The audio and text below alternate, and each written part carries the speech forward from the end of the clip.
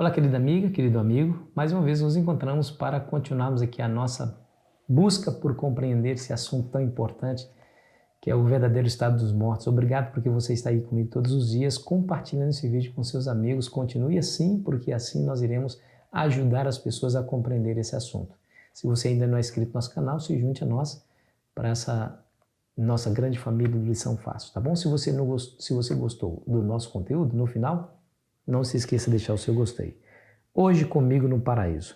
Vamos ao texto bíblico para a nossa meditação de hoje, que é um dos textos mais usados por aqueles que acreditam na imortalidade da alma para justificar a sua crença. Lucas 23, versículo 43, diz assim, ó: Jesus lhe respondeu: em verdade te digo que hoje estarás comigo no paraíso. Que interessante, não é? Jesus está prometendo para aquele ladrão na cruz arrependido que ele estaria hoje, naquele momento, com Cristo no paraíso. Veja que a passagem é muito clara. Estarás comigo, ou seja, Jesus e ele, ambos estariam no paraíso naquele dia.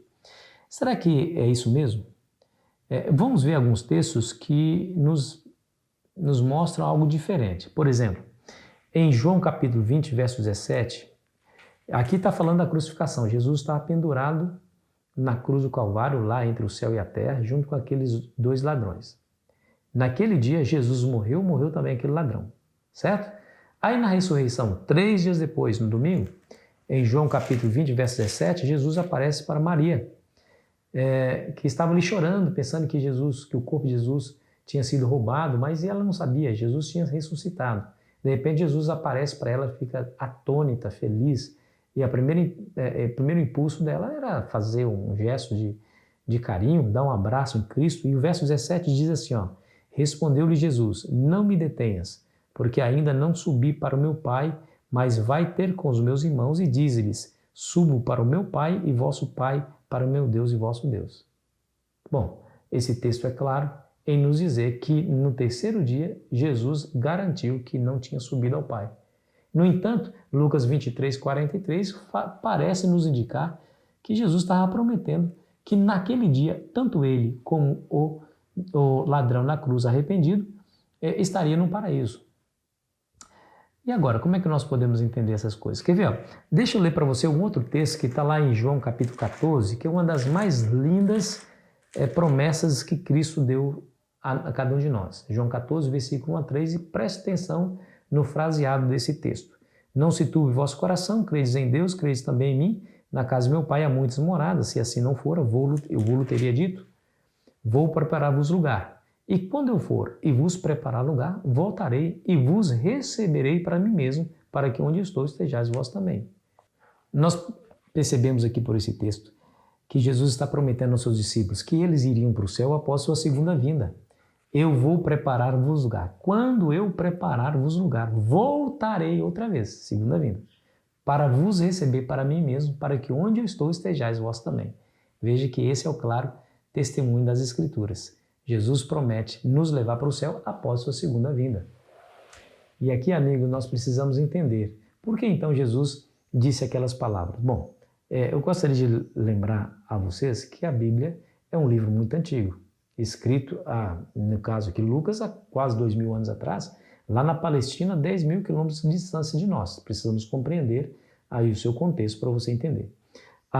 O Novo Testamento foi todo ele escrito em grego, e naquela época não havia pontuação, ela era escrita, uma escrita corrente, então sem espaço entre as palavras e sem pontuação. Então muito fácil nos equivocarmos ao fazer uma leitura de um texto assim, que não tinha espaço entre palavras e não tinha pontuação. Aqueles que acreditam na imortalidade da alma, vai colocar aí a interpretação de acordo com sua crença. Porém, nós vamos ver aqui alguns eruditos nos dando um vislumbre de como poderia ser interpretado esse texto. Bom, a questão é, o advérbio hoje está ligado ao qual verbo? O que está à frente dele, que é o verbo ser, estar, ou está ligado ao verbo que vem antes dele, que é o verbo dizer? O texto diz: na verdade te digo hoje. estarás comigo no paraíso. Esse hoje está ligado ao estarás ou está ligado ao te digo? Bom, pela gramática, e o Wilson Paralski nos admite isso, que é um erudito nessa área, pela gramática é impossível determinar. Porém, pelo contexto, é claro determinar onde ou qual é a ligação do verbo está correta. O verbo que vem antes dele ou o verbo que vem depois do advérbio, hoje. Pelo contexto. Então, fica claro pelo contexto que o advérbio hoje está ligado ao verbo que vem antes dele, que é o verbo dizer. Em outras palavras, esse texto deveria ser traduzido assim: na verdade te digo hoje, estarás comigo no paraíso. Por que essa tradução seria a melhor tradução? Por conta do contexto. O próprio Jesus não subiu ao céu, como nós vimos lá em João capítulo 20, versículo 17.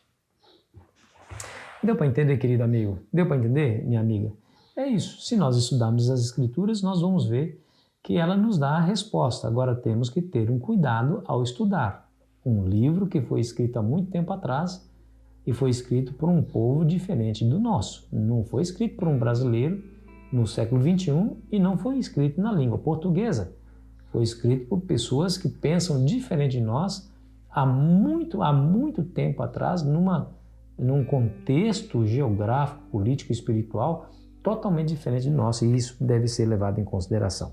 Mas eu gostaria, por hora, de dizer o seguinte: como que Jesus é maravilhoso, né? Jesus diz assim: ninguém vem aos pais senão por mim. Eu sou o caminho, a verdade e a vida, ninguém vem ao Pai senão por mim. Nós somos salvos única e exclusivamente pela graça de Cristo. Quando Jesus prometeu àquele ladrão que ele estaria com ele no paraíso, ele estava prometendo salvação para um pecador. Aquele ladrão cometeu crimes horríveis, dos quais ele estava sendo acusado e foi condenado. Ele estava também ali pendurado entre o céu e a terra naquela cruz. Ambos, Jesus e aquele ladrão, morreram naquele dia. Mas Jesus foi capaz de prometer a salvação. Por quê? Porque ele exerceu fé em Cristo. É assim: aquele que invocar o nome do Senhor será salvo. Crê no Senhor Jesus, será salvo tu e a tua casa. Por mais que você se sinta pecador ou pecadora, o Senhor Jesus tem uma salvação para lhe dar. Mas você tem que olhar para Cristo com tanta fé como aquele ladrão na cruz olhou. Não dá para ficar ignorando. Se você ignorar o chamado de Cristo, a bênção não vai vir de maneira automática para você. Você precisa exercer a sua fé e tomar uma atitude de ir a Jesus como aquele ladrão na cruz foi e declarar a Jesus a sua crença e aceitá-lo como seu Salvador. Aí sim, a salvação lhe é garantida. Que tal você fazer isso hoje? Vamos orar? Querido Pai Celestial, te agradecemos imensamente pela sua bondade, por tua graça, por tua salvação oferecida para nós de graça. Apesar de sermos quem somos, pecadores, o Senhor ainda quer nos salvar, nos perdoar e nos purificar.